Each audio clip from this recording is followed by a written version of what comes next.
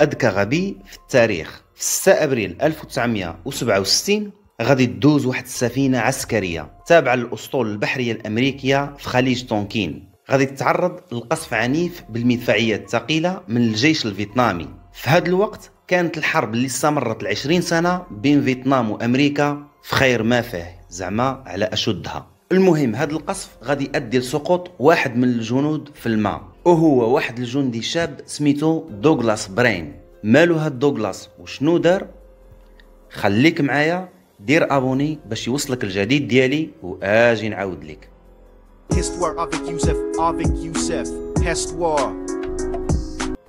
بقى هاد الجندي الشاب اللي سميتو دوغلاس برين كيعوم في البحر لاكثر من 8 ديال الساعات بعد ما فشل باش يطلع فوق السفينة مرة واحدة أخرى. غادي يلقاوه مجموعة من الصيادين الكمبوديين من دولة كمبوديا، وغادي يقرروا يتستروا عليه باش حتى واحد من الجنود الفيتناميين ما يعذبوا أو يقتلوا. وبالفعل خباوه معاهم وعطاوه ياكل ويشرب وتهلاو فيه. ولكن بعض المزارعين الفيتناميين عرفوا الحقيقة ديالو وقرروا أنهم يديكلاريو للجيش بلادهم عليه. طبعا القوات الفيتنامية غادي تشدوا وغادي تحبسوا في واحد الحبس سميتو هانوي هيلتون، اللي كانت فيه الحراسة مشددة وكان خاص للمعتقلين السياسيين وأسرى الحرب.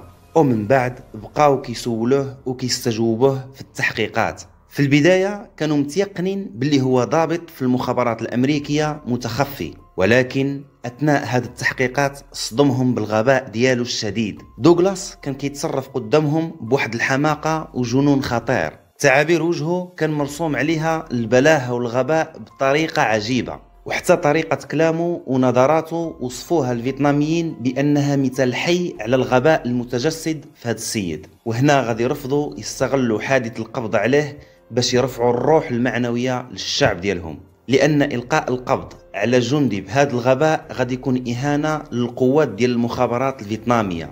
المهم غادي يطلبوا منه باش يقرأ واحد البيان مكتوب بالإنجليزية، ولكن دوغلاس غادي يصدمهم وغادي يقول لهم بأنه جاهل وما كيعرف لا يقرأ ولا يكتب. غادي يطلبوا له خبير كيتقن الإنجليزية باش يعلموا قراءة الخطاب. ولكن بعد أسابيع من محاولات تعليم أساسيات اللغة غادي يتعصب داك الخبير وغادي يقول عليه أنه ميؤوس منه وأنه أغبى إنسان على وجه الأرض. غادي يعطيه واحد الشطابة وخلاوه يدور بالحرية داخل السجن بعد ما تأكدوا أنه إنسان غبي وأبلى بشكل ما كيتخيلش. ولكن اللي غادي يوقع من بعد غادي يكون أغرب من الخيال حرفيا. دوغلاس كان كيتمشى في السجن وكيحفظ أسماء الأسرى العسكريين وصفاتهم وطريقة الأسر ديالهم والتاريخ ديال الأسر ديالهم وعناوين العائلات ديالهم في الولايات المتحدة الأمريكية.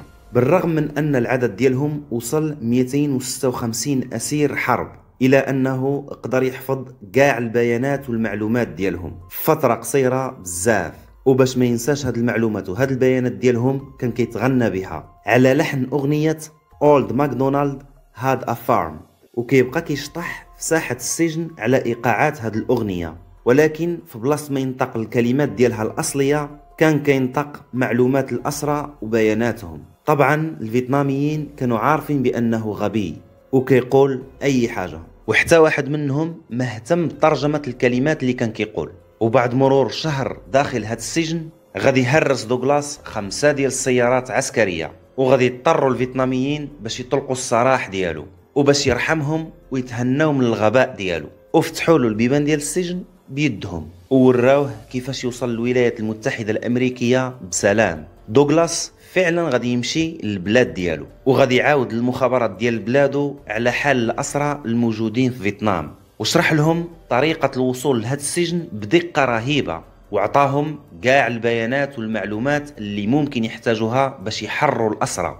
بالفعل تم تحرير الأسرى وضرب السجن بعد تحرير الأسرى بأيام فقط. طبعا دوغلاس غادي يتم تكريمه لأنه كان السبب في إنقاذ رتب وقرادات عسكرية مهمة في الجيش الأمريكي من الأسر الفيتنامي، كان من بينهم طيارين ورتب عسكرية كبيرة من جميع أصناف الجيش الأمريكي. ولكن بعد ما سالت الحرب غادي يتم تعيينه أستاذ في واحدة من أكبر الكليات العسكرية بأمريكا باش تما يعلم الطلاب ديالو فنون الخداع الاستراتيجي والهروب والنجاة. بكل اختصار دوغلاس أثبت بشكل عملي أن الغباء مسألة نسبية، وأنه ما كاينش شي حاجة سميتها إنسان غبي، والحرب ماشي غير سلاح ودبابات وإطلاق النار وقرطاس وصافي. في الحقيقة دوغلاس كان مثال فعلا لكلمة فنون الحرب، وكانت هذه هي القصة ديال دوغلاس أخطر جاسوس أمريكي في الحرب الفيتنامية. إذا وصلتي معنا حتى لهنا ما تنساش لايك وابوني باش يوصلك الجديد ديالي.